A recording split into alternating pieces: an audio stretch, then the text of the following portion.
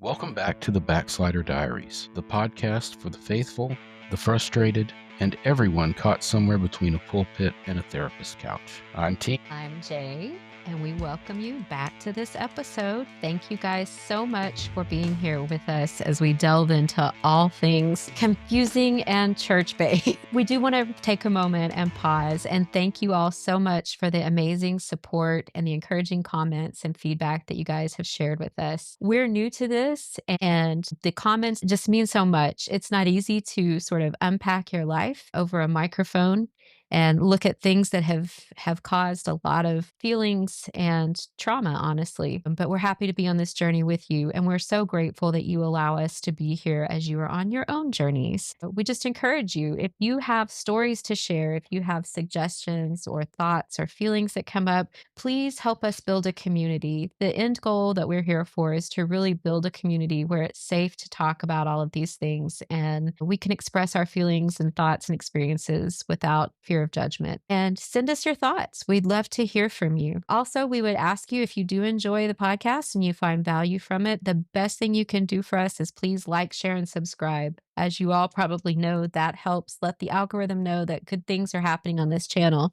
And then the show gets pushed to more folks, and hopefully we can spread this message of healing to a broader audience. So thank you for being here. What are we talking Thank about you. today, Well, T? tonight or today or whatever time it is where you're at, we are going to be talking about faith healers and miracles. Now, Jay and I both grew up with a prophet and a faith healer in our house, the same dude. If you can imagine that, what great luck we had. We were never sick, never had a cold. It was just amazing. But we're going to be Right. Look at me now. So, we're going to be talking about how faith healing and miracles, this sort of what gift, I guess you would call it, is a con. So, let's get into it. So let's talk about the history of it all. What is faith healing? What does it claim to be? And what actually is it? How does it function in the modern evangelical experience? So, historically, faith healing is part of the larger basket, as it were, of spiritual gifts. And particularly in the Pentecostal or evangelical tradition, those gifts were seen as an expression of sort of having the full spiritual endorsement of God. I will misquote the scripture, but there's scripture that as the apostles operated in the New Testament, that believers who were fully endowed with the Holy Spirit and the gifts of the Spirit would be able to do those works and even more. And those included things like healing, raising from the dead. Snake handling, that's where that came from, taking poison, anything like that. Right, right. The gifts of the Spirit, or as I like to call them, the grifts of the Spirit. This is a business, and you don't get meetings or you don't get booked back unless you have a gimmick. Whereas the evangelists say it's a ministry. It's incredible. They'll say, "Oh, brother so and so, he's got the ministry of laying on of hands, or he's got the ministry of prophecy." But that's a gimmick, and the guys that have the gimmicks get the big meetings. Yes, and where did you hear that term? There is a great documentary about Marjo Documentary, and he was, believe it or not, a 4-year-old preacher, an ordained 4-year-old preacher that Wow. would go around to camp meetings, and it is amazing. He has the same cadence, and if you've ever been to Pentecostal church, the windows, they locked the doors for fear of their lives. But I see them as they got down on their knees and they began to pray. And I see the Holy Ghost as cloven tongues of fire were upon them. Hallelujah. And oh my, the Holy Ghost finally found a permanent resting place. Cadence, the hard breathing at the end, and it's all used to manipulate you. If you study speech making and you study famous orators, especially, gosh, this is going to be tricky, especially orators of political persuasions that tend to be very dogmatic, you'll hear those same speech patterns used in that context as well. And it was really interesting to me when I first heard that. I was in college at the time and was watching historical documentaries talking about different orators and their speech giving process. And I was like, wait a minute, I've heard that cadence before. The language is irrelevant. you'll recognize the cadence. And it's also what's the word? Staccato. That's kind of what I'm Yeah. looking at. Yeah. It'll be like very directive, very sharp, very trying to get you to do something. Call to action is the word. All right. So So Marjo, great what's show. what's Look it yeah, up. and what's funny to me is a lot of these faith healers, I mean, they were debunked back in the day. Like I'm talking the 1800s, these people were debunked and they're still around. They're like herpes. You can't get rid of them. Well, let's go back to the origins and then the why. So we've talked previously, if you've joined us before, you may have heard or remember about how Pentecostalism as a specific strain of evangelicism. Nowadays, evangelicism has kind of migrated out to mean non-denominational, charismatic, Catholic to some extent, more broader based Baptist. It can incorporate a lot of things under that tent. But the origins of what we're talking about when we talk about the supernatural sort of realm of evangelicism really originated in this country in Pentecostalism. And that movement grew a great deal out of the 20s, out of a time when people were very frustrated. There was sharp demarcation lines between the have and the have nots. And And remember, in the as a deep south, that's it. It grew out of the yes. deep south. Right, right. Well, in talking back in the 20s, it moved out of groups that were largely disenfranchised. And when we talk about that, we have to realize too, there wasn't a lot of higher education available.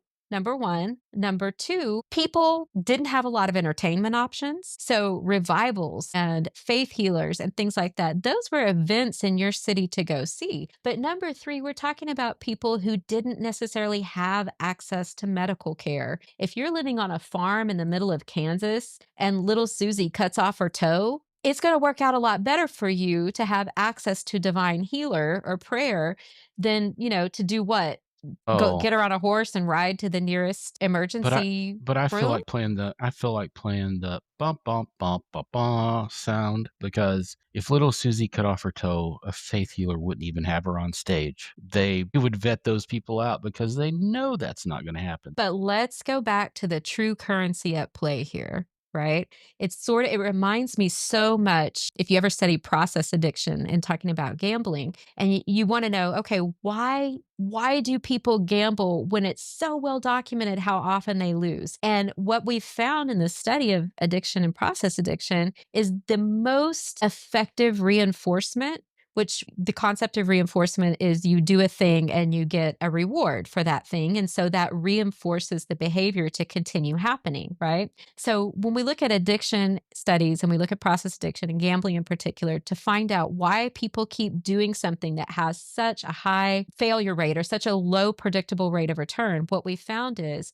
intermittent reinforcement, which what that means is every time you do that activity, every time I brush my teeth, I don't get a star on the chart, but sometimes I do, right? Sometimes it works. So when I buy a scratch off lottery ticket, I certainly don't win every time, but I do sometimes. And when you space out the reinforcement like that, it kind of keeps the brain in this state of disequilibrium. So since the result is not predictable, but it could have a favorable outcome, the brain is more likely to repeat that behavior. So back to little Susie with the missing toe. We know that as Cowboy fans too. Right, right. So, gosh, don't even talk about the Cowboys. Geez. But back to that example, if you have this feeling that I don't need your fancy doctors, right? It's like you're not breaking up with me, I'm breaking up with you. It's not that I don't have access to the higher realms of society and medical care and resources. I'm choosing not to because I'm putting my faith in God.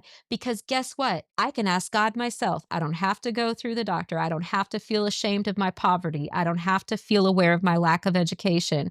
I don't have to be othered. I can go to the divine creator, and sometimes it works, right? Well, then why do I So, need a faith healer? If I have this direct line to God and I'm God's child, why do I need the faith healer? well, that's a good question. And a lot of folks believe that you don't. You pray over your own issues. And I know certainly for myself, when I was active in the religion, I certainly prayed over my children, prayed over myself, prayed about all the things. But it's that extra that extra mojo, right? Like if you can get to the prophet, if you can get to the faith healer, it's like saying, you've got dial up, but they've got fiber optic connection, right? So back to the Well, history. God has given them a gift, Right. and in this Right. case, the gift of faith healing or the gift of prophesying. Yeah. Right. And so we really saw, especially in like the 30s and the days of where we were just beginning to get, film and some television, or not television, but some film documentation of things happening. You had Amy Simple McPherson and some other folks like that back in the day, that they were holding what became these big crusades and drawing big crowds. And guess what comes along with big crowds? Big money. Big And money. it really became this popularized phenomenon in popular culture that even lasted into, the 70s. You had Catherine Kuhlman and you had, folks of that type. And then later Oral on, Roberts, well, yeah, later in the all 80s those and guys. Yeah. 90s, right, you had Robert Tilton, Oral Roberts, Jimmy Swaggart, Jim Baker, and we'll talk about them a little bit later. But one thing I did wanna point out as we're kind of talking a little bit about the history, just as an example, because let's look at who this really affects. Between 1975 and 1995, almost 175 children, 172 to be exact, in the United States alone, passed away after their parents withheld medical care for diagnosed medical conditions, instead seeking to pursue faith or religious based healing. 140 of those were from preventable diseases such as pneumonia or diabetes. Okay. So it's not all evangelicals. There's the Jehovah's Witnesses who don't allow blood transfusions, I believe, Hmm. and Christian Scientist, Scientologist. Even though I guess they're considered a religion, they're Their business. really a cult and a business. Right. And yeah, well, a whole other episode Whole other of episode. religion and cults, and that's a really fine line. But back to talking about how that became sort of ingrained into popular culture and has gained more approval. Look at show again, the convergence and the irony of converging entertainment with religious spectacle, so to speak. Not only did you have the advent of televangelists through the 80s, 90s, and present day, but you also had the rise of things like the Duggars, right? 19 kids and counting, or however many kids they eventually got up to.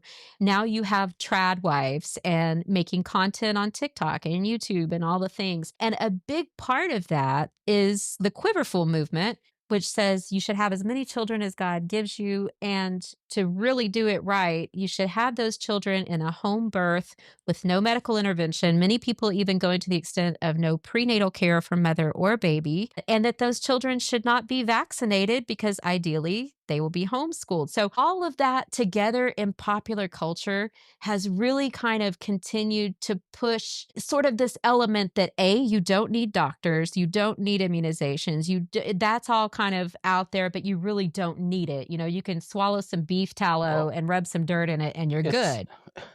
it's another way too for men to control Oh, women. yes. I've had this conversation with my wife, and as you know, my wife's a very strong, independent, has her own mind. Um, Bless her. but we both agree we both agreed that when she was pregnant, she was a lot more, and I use this term in the nicest possible way, docile. Right. Like, she was much more like, Malleable. "Yeah, well, I don't care what you do. I'm just gonna sit here, leave me alone." Right. And my god, I can't imagine, if she was pregnant, every what, 15 months or something? Well, let me just tell She would you, be exhausted. my first two kids are 20 months apart. My last two set of kids are 12 months and 23 days apart. And if God Jesus Christ. forbid I had had even a goldfish come along at that point, I'd have been like, I don't really care what y'all do. Just Right, leave me right. alone. It's hard on the body, it's hard on the mind. And yes, absolutely lots of manipulation. But that's one of the ways it comes into popular culture. And unfortunately, children get hurt in that, which we'll talk about that more later. Well, let's talk about what we grew up with. We were behind the curtain, so to speak. And my first experience with miracles, this is again one of the few memories I have, but ingrained into my mind. The phone rang at our house, and I was little enough that my mom could pick me up and put me on the kitchen counter so she could answer the phone. which Wow. was for you younger kids on the wall. Yeah. And she had Phones used to be attached to the wall, kiddos. now granted, and I'll never forget, we were goofing around. My dad was out hunting in Colorado at the time. And me and my mom were having fun, like laughing and giggling. And I remember the color just drained out of her face. And what had happened was dad fell off the mountain and broke his Yeah, I back. was alive. I was So 4 at that time. okay. So my dad was hunting in Colorado and was on his horse and was looking through his binoculars, fell down the Mm. mountain, 300 feet, broke his back in 3 places. So wow, how do I tell this story without like just telling a bunch of shit? There was, and we will get to this later, there was I guess, for lack of a better term, our dad's mentor who was a prophet and a healer. He had all the gifts. He was a 5-tool Hey, player. wait a minute. To use a baseball term. He also had a repossessed limousine that he had one of the dudes in the church dress up in a full chauffeur outfit and drive him around. So this dude was a character. He was like Boss Hog. Yes, he was. Oh my God. He was. Anywho, back to the story. So my dad had gotten taken by care flight at the hospital, and he was in traction, couldn't move, broke his back in 3 places. He was in bad shape. And my mom had flown there with him. And as the story goes, he talked to His mentor. let's just call, yeah, Lester. Yeah, Lester. Lester's better. Let's call him Lester. He talked to Lester, and Lester said, "The Lord has spoken to me, and you need to come here, get in an airplane, come here, and you will And let be me healed." clarify. Here was South Louisiana. So we're talking about Yeah, quite a yeah, journey for a person who had their back broken. Go ahead. yeah. He, in fact, on the plane had to be taken on the plane in a stretcher, and I'm not sure. Like we're told these stories when we're little, and now thinking back on them, I'm Did like, that happen? the logistics just don't Right. work, man. There's so many holes in your story. Like I wish I would have been such a Adults. like a little kid genius to ask all these questions. I wish I was like baby Howard Stern and ask what about Let this me just anyway. tell you how that works Um, out for you. Not well. Not well. yeah, Take it from me. right. And I'm not a genius or Howard Stern, but I ask all the questions and have the scars to prove it. Well, anyway, so he goes there, and there was actually a videotape that they made because I wasn't there. They didn't take us. Obviously, mom wouldn't have grabbed us and taken us. So there was a You mean an videotape 8 that millimeter? somebody made.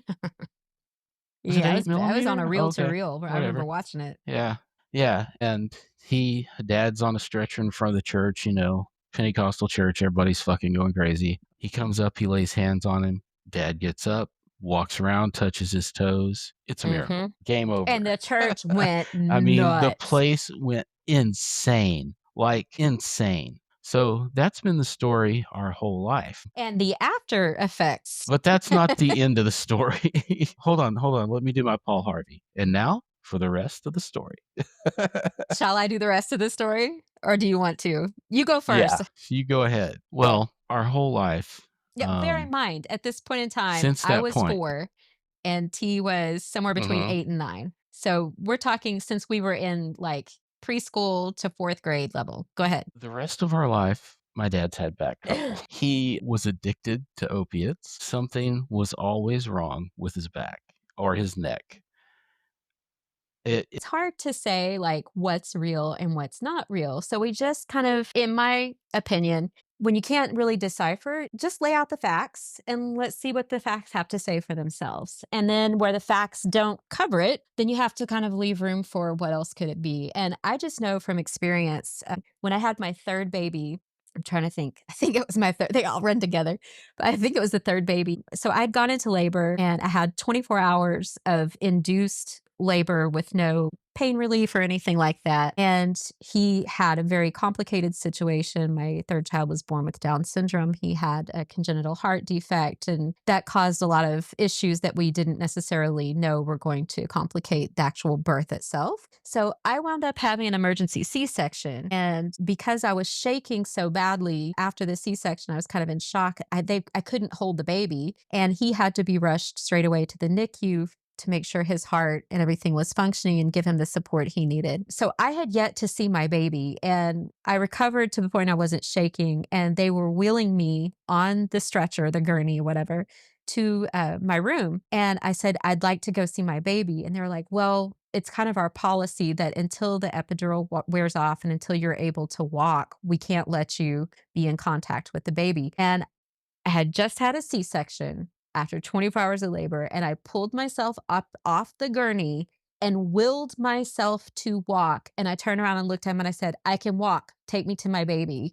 And the nurse was looking at my husband and she's like, I've been doing this for years and I've yet to have a mom get up off the literal surgical gurney and walk Well, to the baby. no, the brain is a powerful thing, and belief is a Right. powerful thing. And when you're in a situation with a crowd like that and that whole group think and you got the music playing, yeah, I could see you, Yeah, yeah, right. It literally amps you up. And I mean, there are studies that talk about releases of endorphins and adrenaline.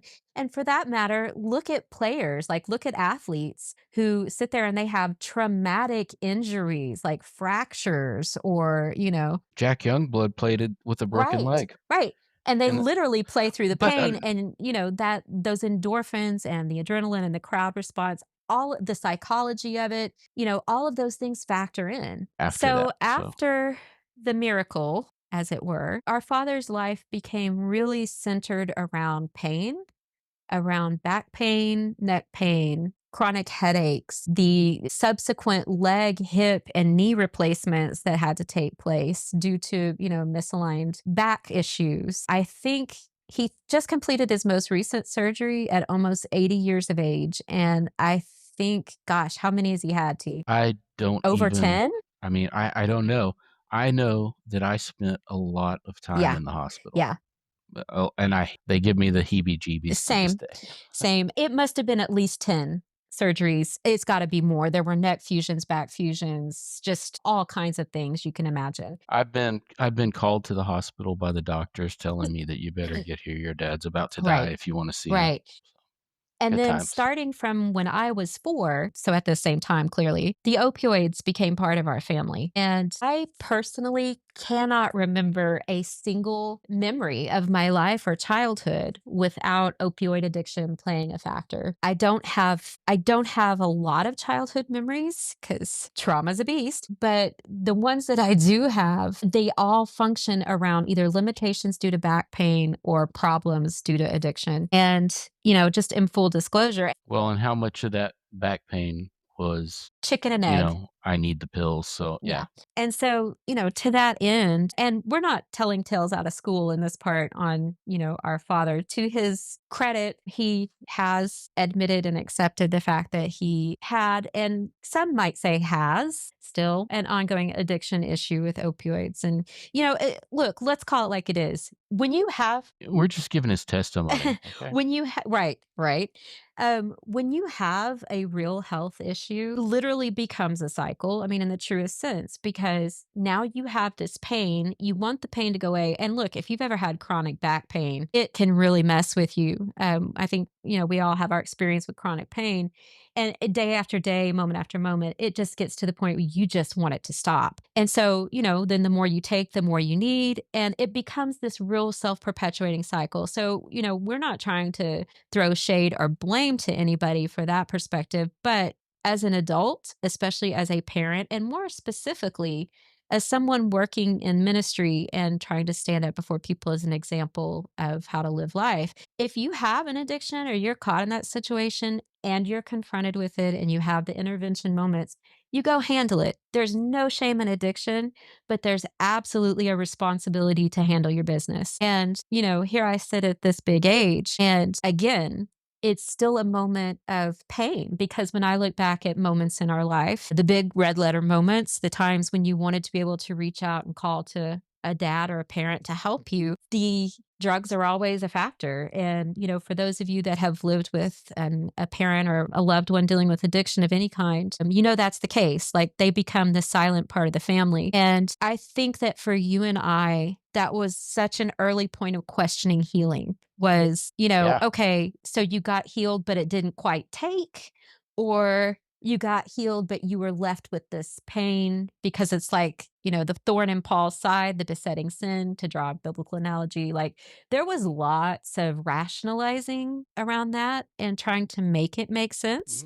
Mhm. Another one, couple of stories that kind of whacked us between the eyes. Back to Lester for a minute. Later down the road, when Lester developed illnesses, I can't remember what he had, if it was cancer or something. I think it was bladder cancer, I wanna Could have say. been. Living in that neck of the woods, man, that's a terrible place to live for health. Anyway, he passed away, and his church was very much a cult of personality. It was very much built around the bigness of the prophet and the prophet's gifts and the prophet's calling, and you were just lucky to be able to be in the presence of the prophet. And I'm talking like if he could have gotten away with like the cape like Elvis had, I think he would have done it. But he wound up passing away, and the church just couldn't accept it. First of all, why wasn't he healed from his ailment? And it wound up taking his life. But then they really somehow convened around this idea that he was going to be resurrected. But just imagine, we're little children, we're gathered around this candles and music and praying in tongues and all of the things for days and days and And days. the dude's freaking Green green as too. Kermit. He's green. Green as Kermit. Yeah, And, it didn't happen. It just didn't happen, of course. imagine that. And, so there again, we're left with this, okay, Hey, if it would have happened, we wouldn't be right? having this podcast right now. Facts. But, then it's and I wanna make this point. When you're raised in this culture, it really, really kind of shifts the development of your thinking process and your ability to rationalize and self-advocate later in life. And I firmly believe this is how so many of us wind up in abusive situations, is that when you're kind of taught the axiom of, "Well, what are you gonna believe, me or your lying eyes?" You know? I have a couple of other examples. Our uncle was a Yes, righteous he man. was. Uh, I don't really look at my dad like that, but I think my uncle really believed the little bit of time that I knew him. He, at a very young age, got colon cancer and died. Like in his And early before it 30s. Yeah. happened, no, 40s. Was He he? was 40 Oh. something. Yep. But I remember, mom, dad, grandma, grandpa, everybody was saying that he was going to be healed. God was going to heal him. It was going to be a big miracle. Well, and And I remember like thinking, okay, yeah, well, God's going to heal him. He's going to heal him. And I remember going to the hospital to see him. yeah. And that was it was about as scary as the funeral we were just Right. referencing. If you've ever seen anybody dying of cancer, Especially um, that one. Yeah. it's it's It horrible. is. But my grandma, Wait, let me she go back. was I was gonna say, my grandma, she had faith. Yeah. Everybody had faith that it was gonna happen, and it didn't. So what did you do wrong? Did you not have enough faith? Did you not give enough money to the church? Why? Why wouldn't God heal this very righteous man? And then they always have the reverse Uno card of, "Oh, God has a plan," or, you know, in It's it's victim always blaming. something that It's you victim blaming. you can't win an argument. It's like arguing with a stupid person. You Okay, can't win. but here's the rationale I use for that. You can't logic someone out of something they didn't logic their way into. And, I think we have to bear that in mind throughout. And I do want to go back to our uncle for a second and make this point. He was a pastor at a fairly large church in a major metropolitan city.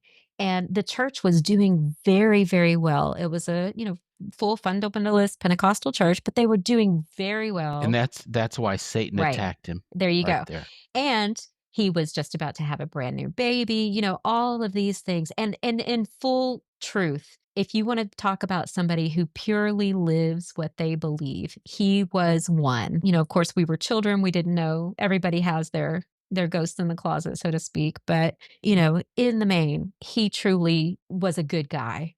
And he had an entire church praying, holding prayer vigils. And this is the reason I wanted to come back to this. They were under the, perspective of, hey, he's sick. He can't have faith right now. We'll have faith for him. Right. And I mean, I'm talking 24-hour prayer chains, not just there, but connecting with others in other states and other prayer groups. He was Other right. countries. Right. And they were praying for his healing. And he passed away. And, I do think something fundamentally shifted there in our father. But the irony is through the process of his death and passing, our grandmother then became very ill and she wound up having a fall or a stroke or something and wound up paralyzed from the waist down.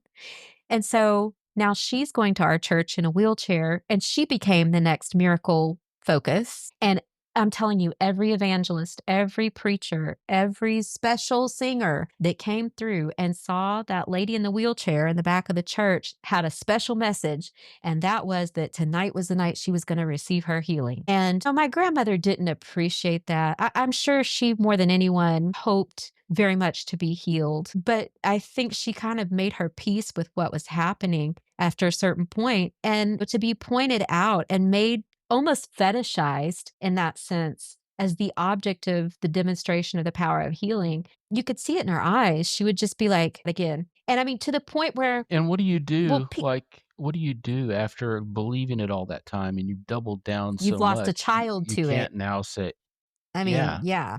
yeah. And, you know, to the point that people would go and grab her arms and try to hold her up and force her to walk down the aisle. Do you remember that? And Yeah, I then they'd do. tell her, "Have faith," and they'd let go of her and she'd fall. And I mean, it was heart-wrenching. It was Awful. horrible. It was honestly, it Yeah. was a form of elder abuse, truly. And, my heart goes out to her, but watching that happen and then us just sitting there going, "Okay, this is now 2 relatives that we've known that truly do believe. They truly hold this faith in their heart and they try to live it and walk it out. But yet, when the rubber meets the road, the miracle doesn't come through." And so, Well, and let's talk about that a yeah, little bit because if you look at those three examples, when these miracle workers, faith healers, they do their bit, there's like a list, right? There's a list of things that they can heal, and there's a list of things they're not going to touch. Speaking of your son, have you ever seen anybody healed? If you want to call it healed, I think he has a great life. He eats strawberries and watches SpongeBob all day. It's awesome. he goes to the park and the library too, not all day. You know what I Right. mean? Like he's not worried about shit. But have you ever seen anybody healed of Down syndrome? Have you ever seen anybody healed that was an amputee, their arm grow out? Have you ever seen anybody healed of cerebral palsy? Right. Anybody that was really crippled? No, you've never seen any of that. There's a lot of asthma healers out there, Headaches. Headaches get a lot of business. Yeah. headaches. Yeah, a lot of business, heart condition, people that quote unquote can't walk, but there's so many clips of people Or faking it people that have and cancer, being caught people doing that it. have cancer, but they're Yeah, that you simultaneously can't they're see. simultaneously undergoing other forms of treatment as well. Well, also, but there's people that believe that they were healed and then they go back 6 months later and they're dead. Right. People die because of this, because they They believe this. absolutely do. I mean, I just read that statistic about children alone, but absolutely, there are so many stories of elderly people who, well, not even elderly people, Young right, people. right, Yeah. who just say, "No, I'm gonna, do it this way," and then they're gone. And there's clips of people coming in that really truly believe, coming into like Benny Hinn's Mhm. crusades. But these people come there and they really truly believe. This one example is this little girl comes in a wheelchair and she knows that if she goes to Benny Hinn, he's going to pray for her and she's going to walk. They won't even let her on Right, stage because obviously he can't do it. right, So, but she's heartbroken. And how, number one, if you truly believe that there's a God, there's no way in hell you'd be doing this shit because you would burn in right. hell. So, they don't believe what they're Well, but spewing. hold on. Number 2, just how can you even be a good person? How can you even be a good person and live the life he does, live in a Mm, $10 million house when people are starving? Any of these preachers that live, what are they called? These mega churches or yeah, whatever, and they live in a $10 million house and they're flying all over the country in planes and there's people starving in their city. They're not fucking Christians, and quit calling them right, that. right. Rant No, over. I'm but you're sorry. right. You're right on. And, that goes back to a point I want to make, and then I want to branch off from what you just said. But when you talk about belief and do they believe they are actually able to, access the supernatural in that way, I have had people dead ass look me in the eye and tell me that in foreign countries, they've seen people turn into animals, right? Or that they've seen noses grow back on Benny Hinn faces. said, No, yeah, I mean, I've had people personally, people raised from the right, dead. Yeah. tell me this. And let me go back to the point of what we believe about Well, ourselves, right? does that not remind you of, yeah, I've got a girlfriend, but she's in Canada. His name's George Glass. He doesn't go here. Sorry for all you Jan Brady remembrances out there. Oh, anyway, boy, we are old. But, back to what we were saying, like, there is something to the concept of think and become, right? As you think, so you become. And there's two sides of that, right? Like, if you tell yourself positive things and you do positive affirmations, are you more likely to have positive outcomes? Yes, you are, right? But by the corollary, I can sit there all day long and tell myself that I'm rainbow bright, and it's not gonna happen. I can believe I'm a unicorn. I'm not gonna sprout a horn and wings. It's just, or that's a Pegasus, but you get the point. It's not gonna happen. But these guys are getting so much reinforcement. And again, let me draw the parallel between the cult behaviors that we're pointing out and some of the similar cult behaviors that are being exhibited right now on the world and national stage, if you catch my drift, right? When this guy who is getting all this positive reinforcement and all this hype and is getting their literal financial living off of being able to sort of make this happen, they start to believe, hey, I did pray and this person was suddenly free of a headache. They did suddenly feel better. They were suddenly able to hear, or whatever the case may be. And, is there room for that person also to be experiencing some placebo effect? And, they're getting this like, yes, I do feel better. My headache is gone. There's all kinds of Well, and there's peer pressure too. right. You're up there in front of What are you going to everybody, say? Didn't work, No, didn't fucking Now, work, when you dude. have somebody that's being pulled from a wheelchair, it's a little harder to walk that blurry line. But, there are people, and I always have to give the benefit of the doubt. There are people who do legitimately believe that they have been given a special gift to be able to connect with the divine and be, as I've heard it said, a conduit to stand in the gap for that person, that they kind of go before God and help access this. They midwife in the miracle, so to speak, right? But Yeah, just like people that tell your fortune. well, and There's people that legitimately believe that they can well, do there that. are people that legitimately have ways to kind of read and ascertain a room, but sometimes we call that hypervigilance, which you develop after extreme PTSD because it's a survival skill. So there's again, Watch a monk. there are the facts, there are the purported facts, and then somewhere in between is this nexus of the real and the mystical. And it's sometimes hard to make that line definitive, especially when you're operating in the realms of like experimental or quantum psychology, where, I won't go off on a tangent, but that's something we can explore another time. There are elements at play that we have to acknowledge that we don't know what we don't know, I guess is what I'm getting at. But what we do know is this: there are people that believe and there are people that absolutely exploit, right? And that's what's interesting is how did this kind of like, you don't need no doctor, you got Jesus on the main line situation, have your babies at home in the bathtub and just rub some olive oil on their head and pray for them when they get sick. How did that now morph into this multi-billion-dollar global industry involving private jets and multiple mansions and prophets and preachers being treated like rock stars? I mean, literally, Benny Hinn blows on people and they fall out. You've probably not seen that adaptation, but No, I've seen it. I've seen it. Used to sit there and laugh and make fun of it. And what really like hurt me, really, because it's one thing if your parents believe something and you really think that they believe it and they have a conviction, just like we talked about in last episode. But before this whole Trump thing, the one thing that really hurt me was that they were hanging out with this guy. They were going to his conferences and they stuff. they And they and were called specifically to participate in some many. right. And I'm like, man, that's like, I just couldn't believe it. I don't even have the words to say It what I'm feels like a thinking. I was like, betrayal. "Are you kidding me?" Well, but that's like the most obvious con in the world. Jesus is still in the healing business. There's 1, 2, 3. Nobody gets the faithful out of their wheelchairs these days any faster than Benny Hinn. And when Pastor Benny comes to town, no civic center is big enough. God has just healed her. Healed her of what, Pastor? Polio.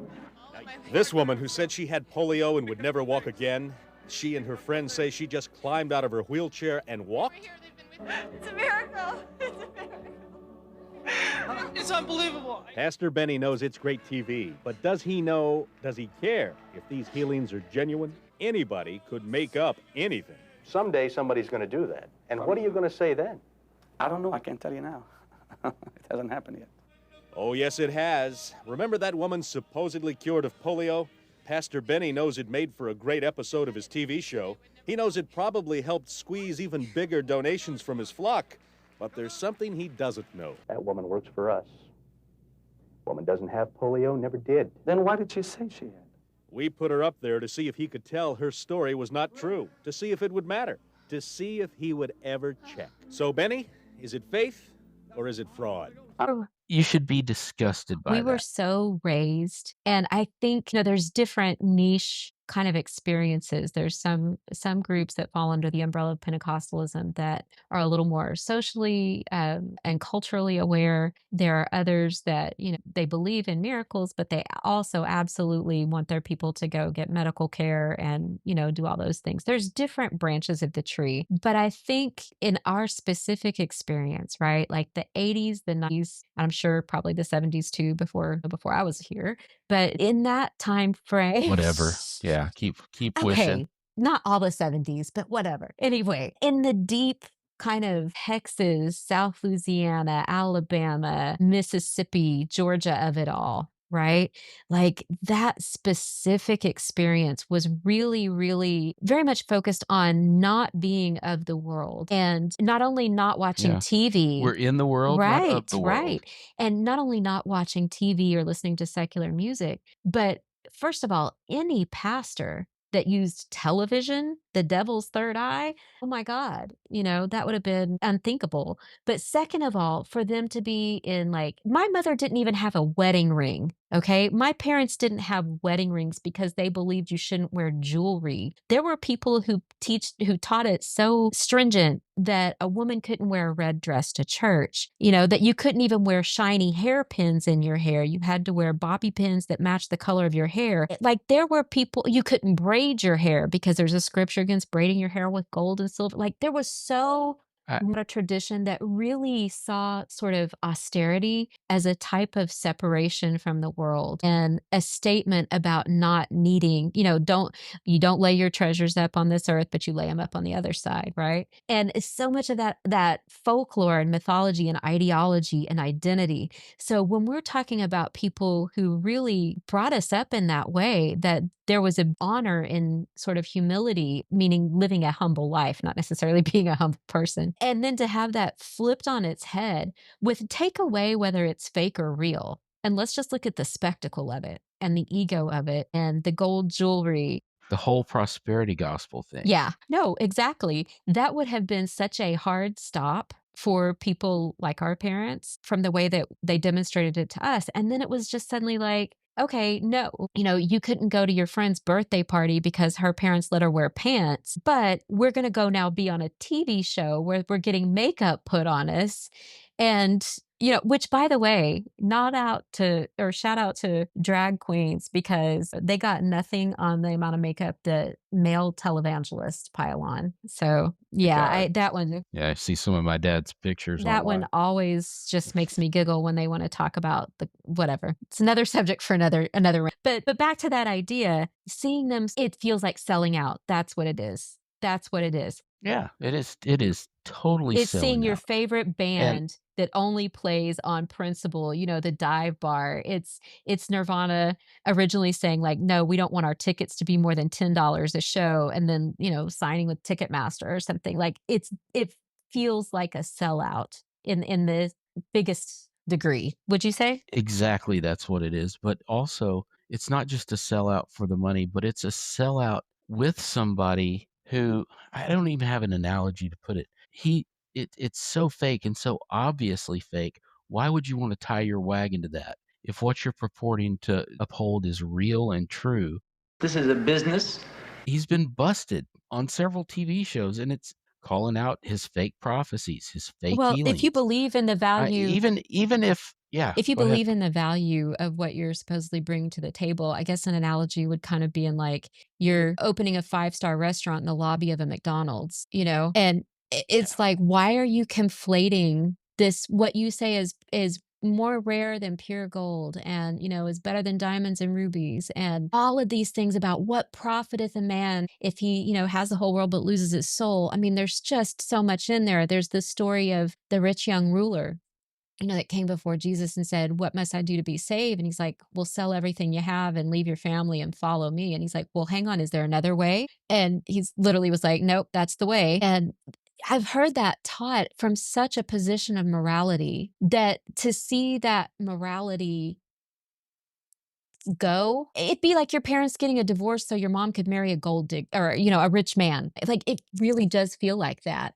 And seeing the extent to which prosperity gospel has so conflated the whole element of evangelicism and Pentecostalism, specifically in this country, because it's fed hand in hand together with capitalism. And having the most money makes you the better person. It doesn't matter if you lie, cheat, or steal. It doesn't matter how many scandals you get busted in. If you are the person with the most money, then clearly you're the best person, right? And we still see that playing out. Well, that's what happened a lot with these pastors is they actually, instead of being ashamed of the wealth and the money that they were hoarding, they took that and held it up and said, "This is a sign of God's favor," right?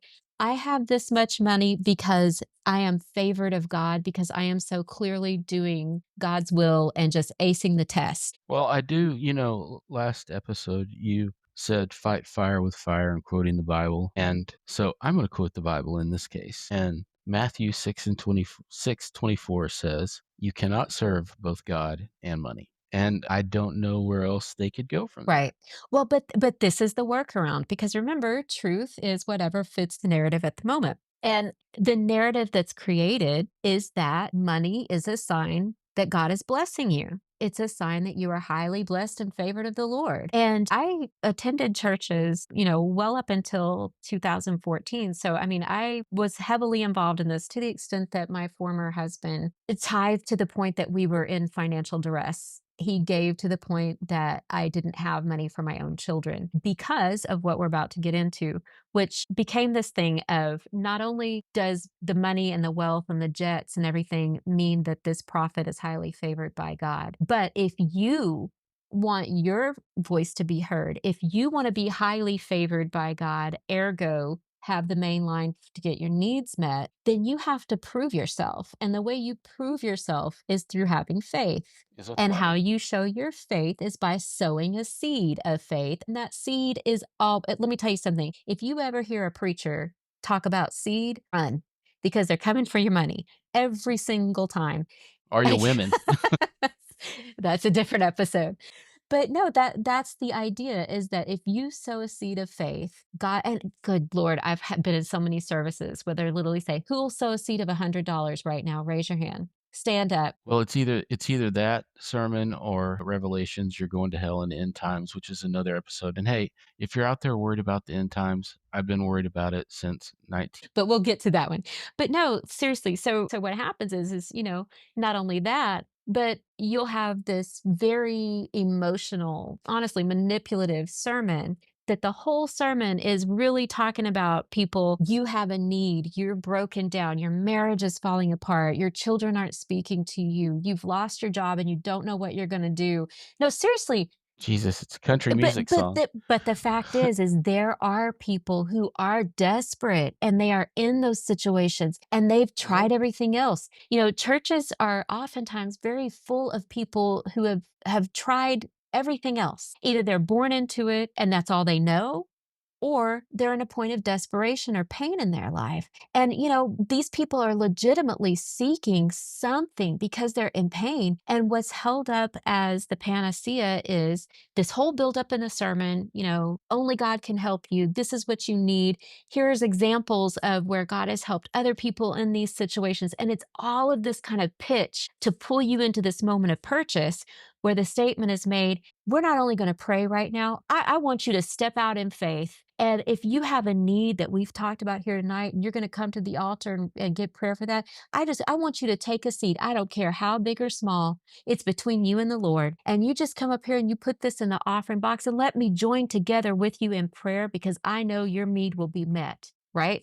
I mean, I can Mhm. quote it off the top of Yep. my head. Like, for those of you wondering if I really did go to church every time, right? And and I've sat through, When did we not go to dude, church? That was more the forever and question. ever. And that's the point is that, you have these people who've perpetuated to some level a con. They try to make the fruits of that con, instead of being shameful, to be a badge of honor.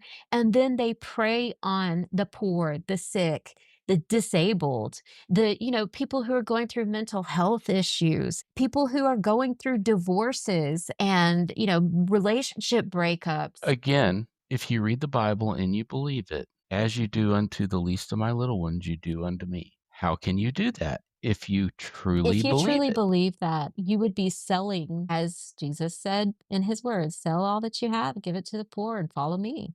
You know, I don't think Jesus ever once said when someone came to him and said, how should we be saved? I don't recall a section where he said, buy a Gulf Stream, have some gold interior design put in, let your wife go and get 3 or 4 Armani suits, take your family on a vacation to a quote unquote parsonage that you bought on the coast, and that's how you be saved. While you exploit people who are barely making ends meet and who are coming to you with tears in their eyes over custody hearings and, addiction struggles and having family members that they're separated from, having all kinds of pain in their life. That's what you should do is you go out and live it up and take their $5 a week and tell them that if they keep playing that lottery, eventually one day it's going to hit because that intermittent I heard reinforcement, remember. Yep, yep. I heard Benny Hinn say, "Prop your if you have somebody that's died in your family, prop them up in front of the TV in 24 hours. Wow. And if you have faith and if you send a seed in, God will send his power through the TV and raise them from the dead because he's seen over 20 people raised from the Right. dead in Brazil." Sure. And and let's go back to this one point really, really quickly, because for those of you listening who've lived this experience, I do want to focus on something quickly. You notice there's two parts to the equation, right? Because ultimately, this becomes a very transactional experience. Anything to do with prosperity gospel really revolves around the idea that God operates on an algorithm that's a mix of your faith and your money. And man, I've even heard that very direct message preached, your faith and your money. And the thing is, money's measurable, right? It's a tangible, quantifiable entity. Faith, however, is not. And so if for some reason the equation fails or falters, and if for some reason you don't get the outcome from this transaction that you were hoping and praying for, you put the money in, you said the prayer. So what's got to be lacking? It's got to be your faith. And Well, person, and that kinda ties into religious right. abuse because I remember our grandmother, I was, like, thinking to myself, "Did Yep. I do something wrong? Was it because I had a Right. thought, oh, that this maybe couldn't happen or this maybe wasn't Exactly. wasn't real?" Which, by the way, really can't control your thoughts, and to have the thought police to Well, have thinking that the thought police are in your head all the time, again, it really fucks with look where you, we you are know? right now as a nation, right? I firmly believe that these behavior patterns have become so normalized through the process of evangelicism, Pentecostalism, and non denominationalism. The idea of a thought police, the idea that wealth is a sign of being favored by God, ideas have really heavily affected our national stage right now. When we talk about cult behaviors, remember, they don't stay in a specific dish, right? If you're programmed to not use your logic, your thinking, etc., and you're programmed to see wealth as a sign of God's favoritism, that's going to extrapolate outside of the church as well. So just something to Yeah, consider. I feel like I'm in the I freaking know. Twilight I know. Zone. Maybe I'm in The Godfather and that line where he goes, "When I get out, they suck me right back in." I mean, I know. I got out of the church and then the whole fucking World.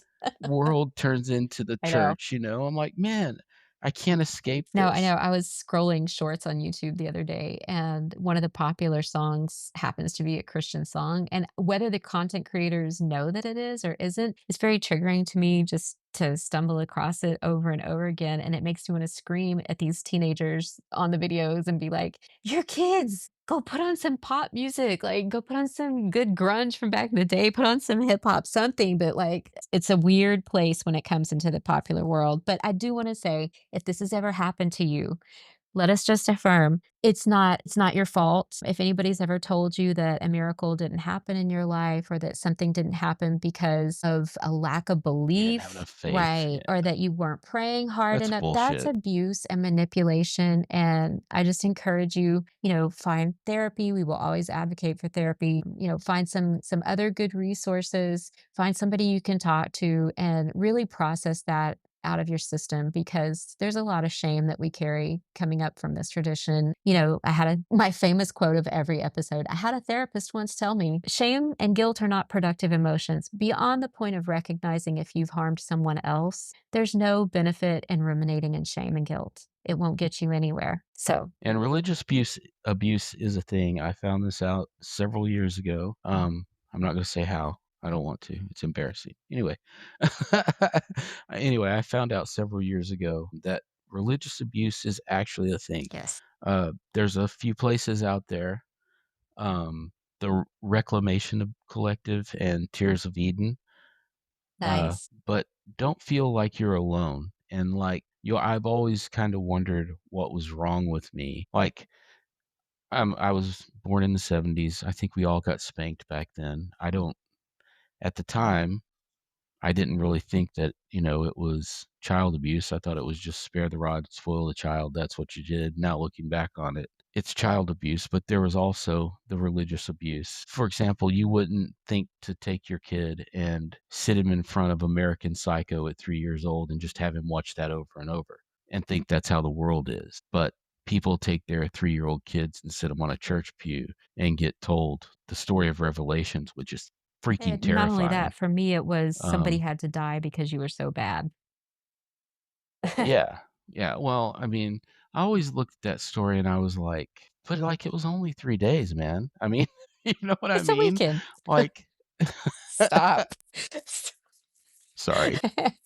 No, but you're right, and moving from that point forward, I did wanna touch really quickly, if we have time, on some of the we'll take it up a lighter notch and talk about maybe some of the charlatans that have been exposed, shall we? Yeah, there's quite a laundry There list. are, and there continues to be. Here's one too, just before we go into this. When we talked about our seance experience with Lester, uh, there was actually a situation, and this is tragic, it is. At Bethel Church in Redding, California, there was a 2-year-old girl who passed away, just stopped breathing in her sleep, and, this was in 2019, and if I remember correctly, the husband and the wife were definitely members, but I think it served in some capacity of leadership at this church, Bethel Church, which is a large evangelical church in Redding, California. We'll have to do an episode on that because it's a lot. So she asked the church to come together and pray, and they began praying the power of physical resurrection.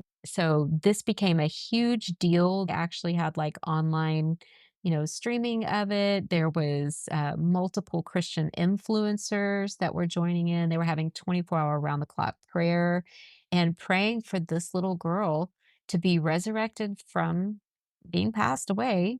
Her parents, I mean, just imagine that situation. I can't even think about it. It's absolutely tragic. Of course, ultimately she didn't. They even had a hashtag. It was hashtag wake up olive. I mean, like we're talking days. This wasn't just, a moment in time.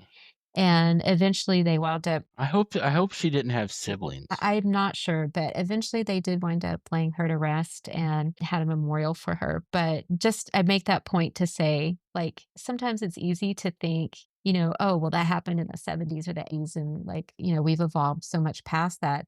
But remember, fanaticism does not evolve, right? It just We have we devolved, if have anything. devolved. We have, and unfortunately, that type of religious abuse that you were talking about, and this type of extremism still happens.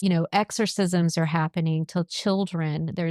We'll have to do another episode on that, on children that have actually been gravely harmed, fatally harmed by their parents in the name of exorcisms. But back to this, let's lighten up. We said we're going to lighten up for a minute. Yeah, what's up with Yeah, that, right? dude? So Jeez. Peter Popoff. We have a hot one for you. Robert K. Wood.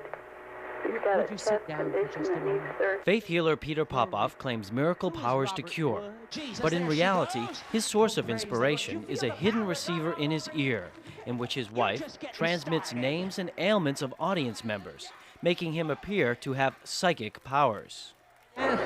Jody Dean. Jody Jody Dean. Jody Dean. No, she should be right there on your right side. Right side. Glory to God. Come on up here. No, that's not her. Hallelujah. No, that's not her. Jody In the blue. Dean. Glory to No, God. that might be her. Here it comes. Okay, she lives at 4267 Masterson. 4267 Masterson. I can see the angels of God all around your house. And she's praying for her daughter Joy, who's allergic to I'll tell food. you, God is going to give Joy complete deliverance. That's what you've been praying for. She's not going to have any more eating disorders. Before 86 is over, she's going to gain about 15 pounds, and you're going to rejoice. You're going to know that I'll tell you, she got shocked. She got shocked. Hallelujah. I come here to be healed. You come here to be healed. I see you have a cane. What is Arthritis. arthritis? How much money have you sent Peter, do you think? I don't know. I don't know. I have sent $100 at a time. I think what you're doing is you're exploiting this market. You're taking lonely people using the television medium for financial gain. It's hard to answer a question like that. I mean, are cigarette advertisers exploiting their audience? Are the beer brewers exploiting their audience? You could say, well, they are, yes. They didn't know that what had happened is this guy who was a skeptic, his name was James Randi, and he had James Randi is right? awesome. Oh, yeah, he's great. Guys, look him up if you are interested in some interesting stuff there. But he had bugged this radio frequency or whatever. They picked up the radio Yes, frequency. yes. And so Peter Popoff, this huge faith healer was having this big convention or revival or whatever it was, come get healed thing. And he had just had this remarkable success rate, and everybody thought he was just, it on a stick. And this guy, James Randi, was like, I don't think so. So he had this whole sting operation and set it up. And they figured out that what was happening is Peter Popoff was actually wearing an earpiece in his ear, and his wife had, the other half of it, and would basically get the people's cards. So everybody would fill out this card when they came in with like their name, their address, what they were hoping for healing from, et cetera. I mean, data thievery has been happening for decades, people. Nothing is private. But Well, and she would feed him the information, right? Yep. So she'd Yep. be like, hey, and you heard on the clip, hey, Petey, the next one's name is Anna. She's got arthritis, and he'd be like Cornac the Magnificent, is there an Anna here? And, so and here's what happens too: the more people see that, the more reinforcing it is of whatever it is within humans that kind of has the power of suggestion. Well, right? Even after that guy got busted, he a few years later came back and is doing the same thing. Right. And isn't he now like promoting this like miracle water? I think he's selling miracle water. Yeah. Yeah. It's Oh, by the way, James Uh-huh. Randi, by the way, is a pretty interesting dude. He was an magician or a magician. I don't know if you could ever be an ex-magician. Anyway, he started a $1 million paranormal challenge, right. and he offered to pay $1 million Right. to anyone who could demonstrate supernatural or paranormal abilities. And nobody ever won that $1 million.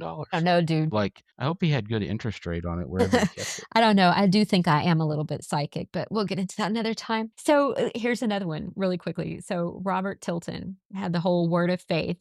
See, Bob, I can't send $100. If you can just worship God through $5 or $10. Every Apostle Paul said the first of each week lay aside as God hath prospered you. That's why I believe God prospers people. Satan gave me this mess. I mean, it's a lie of the devil. I shouldn't have said that. God gave me this message. Well, I guess he really actually had a Freudian slip there. But his whole shtick was that it's the word, like as you speak it, so it will be. And this has done so much damage to people that he kind of came about with it in the early 80s, I think was when he really got big on TV. And He had that big church in Dallas, I believe too, so. right? Almost Somewhere in that area. And let me just tell you how this played out over the years. The whole idea of speak it and receive it, name it and claim it. Of course, it comes with a financial requirement, right? So name it and claim it and pay the price to ride the ride and good luck, maybe. It reminds me of, like, you see something on TV late at night, and they're like, "It's free," Right. and if you don't like it, you get it for 90 days, and then you have to pay for it, or it's free and just pay No, it's the shipping. Columbia And House then you go CDs. and yeah, but then you go and it, like, turns out to be a lot more than what you bargained Exactly. for, and you're like, "Shit, well, that's not Well, worth it." remember they used to get you, we'll send you 10 CDs for a penny or whatever, and then you get the 10 right, you tapes. get your 10 music items of whatever it is, and you're like, "Woohoo, I've rigged the system," and then you get that bill for like $40, and you're like, "What? I Yeah. don't understand." So, yeah, no, I mean, but that's the concept, and with him, let me just touch on this for a second. The way that whole of course, he got busted. ABC News, I think this is like 90, 91, something like that. They did this whole expose, and they found people used to write these prayer letters, and they'd enclose donations and money inside the prayer letters, of course, as a sign of their faith and sowing their seed. And what they found was a video of them just ripping the money out and then throwing the prayer letters away. And what he had said is that we put these in a special place and we pray over them, and there's always people praying over your request. And myself, I touch every envelope, and they just absolutely debunked that. And saw him just ripping out the money, pretty much the way you would open bills at home, and that was exactly what happened. So, but really quickly, what happened with that whole name it and claim it idea is that really drew from a couple of scriptures that touch on the idea that in the power of the tongue is life and death. And there's some wisdom there. If you speak positive words to your children, they're more likely to have positive outcomes than if you sit there and tell them a piece of crap every day, right? But again, I can't look in the mirror and suddenly say to myself, I'm 5'11". I'm not. I'm 5'1" if I stretch, and that's not going to change, no matter how much I say that with the power of the tongue. And so that mindset really drifted into a whole nother subset of abuse and victim blaming because it factors in with the faith discussion from earlier. It created this idea that if you're living in hard times, if you're living in a bad circumstance or a dangerous marriage, and I think I referenced this when I shared my story, that you can't really speak out about how bad it is, or else you're basically giving the devil ammunition. And what you're supposed to do is say things like, it's a struggle right now, but God's got me. It's not a stumbling block, it's a stepping stone. Like you learn to speak in these axioms, and it almost becomes like spell casting in a way. It's like I have to say the right words or I'm going to get the wrong output from the algorithm. Does that make sense? And a lot of that Yeah. ties back to that prosperity gospel basis of name it and claim it. So, And it also it's, God has a plan. It's the will of God. It's the will of God that I stay with this man that's beating right. me. Yeah, I could write a book about that. That's the Old Testament God, though. Yep. Lots to talk about there, but you're right. And again, we talked about Benny Hinn. He is very theatrical. We see a lot of the Elvis complex in him, and reports have uncovered that he had multi-million-dollar homes and cars and all these other things, and tied them all through his nonprofit to avoid any taxation and he didn't have to be transparent to his donors as well about how much he was taking in. Yeah, there's a Canadian show, I think, because he's originally from Canada, I believe. It's called The Fifth Estate, Yes, yeah. and yeah, they did an expose on him, and they followed him. He went to Switzerland for one of his conferences, and in the books, the church books, it said he had a layover in London. He stayed there for a day. He had a $4,000 hotel. He had over $6,000 in expenses, just room expenses. Then they went to Italy, and this is him and his whole entourage on a private plane. Talk about your carbon Right. footprint, Well, by the that's way. why global Jesus warming isn't Christ. real. See, Yeah. But all of this was on the church's dime. the There are non-taxable examples of income church's dime. somehow they got some of their somehow I left this out. The Fifth Estate had gotten some of their financial records and had a financial forensic accountant go through it. And he's like, man, this guy's living a lavish lifestyle. And they interviewed a guy that had worked for That's Benny his Hinn. nephew. And well, they had him, his face was all blacked out and his voice changed because Christians are going to come kill me. Anyway, but he was just saying how when he goes somewhere, it's no expense spared. He's not going out and doing and preaching the word of God every time he's traveling. Right. He's going out and living the high Right. life. And there was an example too, which I thought was real telling, of how he gave the bellman at the hotel in London like $1,000 tip. And there was a pregnant woman on the street, and he graciously gave her $20. It's just disgusts me. You know what? It doesn't matter if you're a preacher or Jeff Bezos or, whomever. If you have a lot of money and you don't treat people with dignity and respect, and you don't give back to people, and when you do, you make a big show of it that you're giving back, you're just not a good person. And And you're not a I Christian. don't understand how you can be that kind of person. It's just so foreign to Yeah. me. No, I know.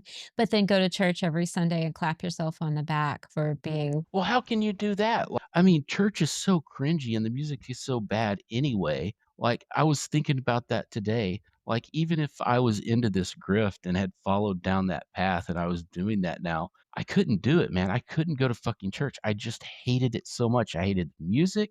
I hated the worship, and that word, I could do a whole episode on the word worship. That's I just know. a fucked up I know. word. But all of that to me, it's just I don't like it. Well, hold I on. don't The know music how you could not. I don't. Well, I mean, I liked playing music and it got a stuff, lot but better. the words and the No, the words lyrics and and yeah, the no. worship that's Yeah. just it's like, to me, I can't do something like that. It doesn't matter how much money I was making.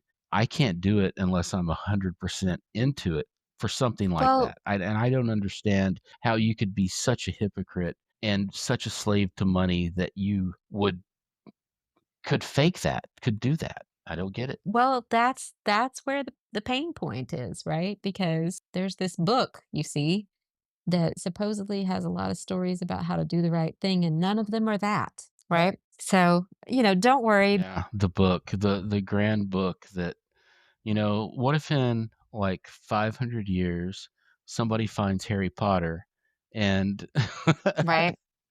Harry Potter becomes the new Well, Bible? here's what I do Jeez. know. If miracles happen, I would hope and believe that they would happen in children's hospitals. I would hope that they happen in refugee camps to burn victims, to victims of violent crime, to people suffering and struggling with intractable mental illness, to people dealing with chronic pain, for people who want to have babies and can't. That's where I'm all for the miracles. Where I'm not. Well, yeah, if they were Right, real. right. And hey, again, we don't know what we don't know. If they ever happen, if, who knows? Maybe octopuses are the people Well, and we don't know, right? they seem to happen a lot more when there weren't as many cameras and social media and everybody has a cell phone. Right. Like, if miracles happened, look at all the shit you get on YouTube and Right. TikTok and all that. You would see that. All the people that go to church, how many people go to freaking Dude, the whole church? world knows when Do Hailey you Bieber see changes do her you nail see polish. We would know if somebody grew yeah, a leg, right? do you see anything that's not, like I said, asthma or something like that, a healing? Do you see it? No, you I've don't, heard of because it. it's not true. And I've heard of it in Canada and in Brazil, but yeah, no. Come on, Well, guys. I've heard of it, but I've also seen a lot of people who left a church service feeling healed, and then the pain or the illness wound up creeping back the day or 2 after. So, again, we don't know what we don't know, and we don't know the effect of a placebo effect. We don't know how many times there's spontaneous remission. Well, maybe your headache would have quit hurting anyway. Maybe you got excited in church and you were singing and using less oxygen and got more blood flow to your brain. Who knows? Maybe you stimulated your vagus nerve, which is a huge issue in feeling better and releasing endorphins and mental health and all those kinds of things. Who knows? There's even some research that shows that raising your hands and clapping your hands make you feel better. And the reason, the science behind that is because it actually helps stimulate the vagus nerve. Same thing with singing. Singing and humming, if you're sick and you have chronic illness, or if you have mental health issues, anxiety and depression specifically, if you can hum, it doesn't even matter if it's a tune, it's just the physical act of humming or singing. It stimulates the vagus nerve, which is kind of right at the crest of your breastbone in that area. And that particular nerve has a lot to do with our mental health and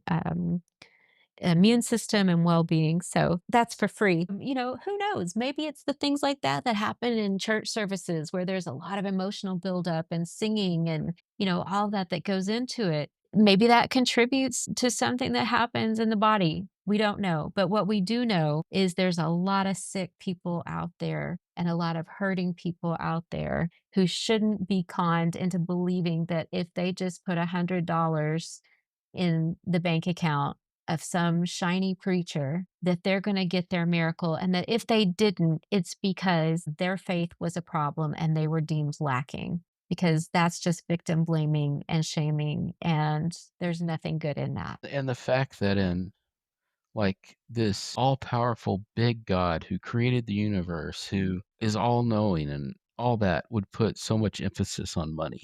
Right. And it makes no sense at all. And I understand why people believe it because I grew up in it. But man, And I wish people would just think a little bit. And that's the other thing where they get you is in these religions, you're not allowed to think, you're not allowed to question, because if you do start doing then that, it's a lack of faith. then you have a Right. podcast. Yeah. Well, and I'll say this too, as we wrap up our thoughts. My boy is about to face a pretty serious surgery, and I would be lying if I didn't say I'm going to be saying all the prayers and doing anything I can because it brings me peace. Because it brings me a sense of some measure of control over an absolutely insane situation. Well, yeah, and that's why people want to pray because when there's nothing else And you can do, that's at the least you point. have some sort of thing. And there's nothing wrong with putting good thoughts out Right. there and meditating and thinking about things, but praying to some God and hoping that he will answer you and hoping that you're standing on the right foot and holding your mouth right and have the right amount of faith and you didn't like think any dirty thoughts about anybody today. It's magical It thinking. does it It's does what turn it into is. magical thinking, and to that end as well, there's nothing hope is a powerful thing, and visualization is a powerful thing, and all of those things are positive for your mental health, they're positive for your physical well-being, and let's face it, the world is nuts, and anything that we can do within reason that helps us maintain some sort of semblance of peace and control and stability, go for it, right? But what's not okay is to be in a position of any type of authority and to hold this most fragile crucible of a moment in time when people truly are when they don't have anywhere else they can go, when prayer and a miracle is their only option. And for someone to take that vulnerable point and exploit it for financial gain, to me, Fucking it's disgusting. as about low as it gets. And, It you made is. a good point. Truth doesn't need smoke and mirrors, right? It speaks well, would you like to know my quote? I'm gonna put it on a t-shirt for one day. You ready? Mhm. Authenticity speaks for itself. Bullshit needs a bullhorn, Yeah. right? That's feel free to Yeah. to You're gonna need a I'm big gonna need a T-shirt. big T-shirt. But no, and I mean, to that end, we just again, seriously, you guys have heard us talk. We wanna hear from you. If you've ever been in a service that had a lot of times I'll have it's miracle night. Bring somebody expecting a miracle on Tuesday, right? And if you've ever been in that situation, or if you've ever had a moment of hoping for a miracle or being in a healing service, or if you've ever felt like you received a miracle or a healing, share that experience with us. Let's talk about it. Also, we want to hear your deconstruction stories and know where you are in your journey. And yeah, tell us your thoughts. Yeah, and like, subscribe, and share, please. Yeah. Yep. T, what are we going to talk about next time? Well, another fun topic, abuse, spiritual, religious abuse, emotional abuse, and yeah, sexual abuse, because it even happens in the church, believe it or not. Shocking. And also financial abuse, which is a big one. We kind of touched on it Yeah, did I say today. that? Kind of touched on it today, but that'll definitely be in the pantheon of topics for next week. So if you feel like having a good time next week, join us again as we light up your life with merriment and lore. The good old Good days. times. All All right. right. We'll see you next time. Bye. Later.